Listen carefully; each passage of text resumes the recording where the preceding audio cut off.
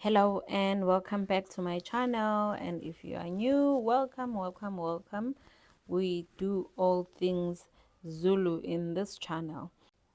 Fire up the grill because today we are diving into the ultimate shutdown: braai versus barbecue.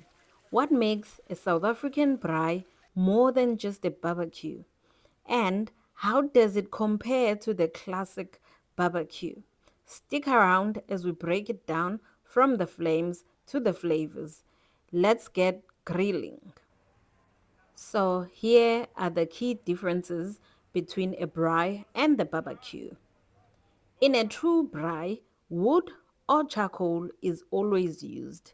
We rarely use gas, almost never use gas, and the fire remains lit long after the food is cooked for warmth and conversation, while a barbecue often uses gas or charcoal and is mainly about quick grilling.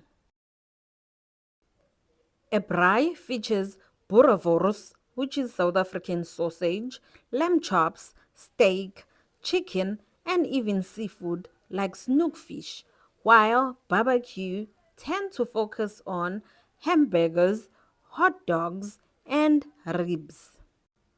A braai is an event that can last for hours with drinks, music, and storytelling, while a barbecue is often a quicker gathering focused on food.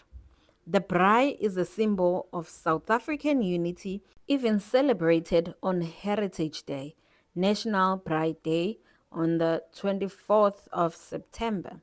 And if you want to know more about the South African braai, I have attached the link on the description below for the video I did for the braai. Now that we've explored the sizzling differences, it's time to hear from you. Are you team braai or are you team barbecue? Drop your thoughts in the comments below. Don't forget to like, subscribe, and hit that notification bell for more mouth-watering food battles. See you next time. Happy grilling.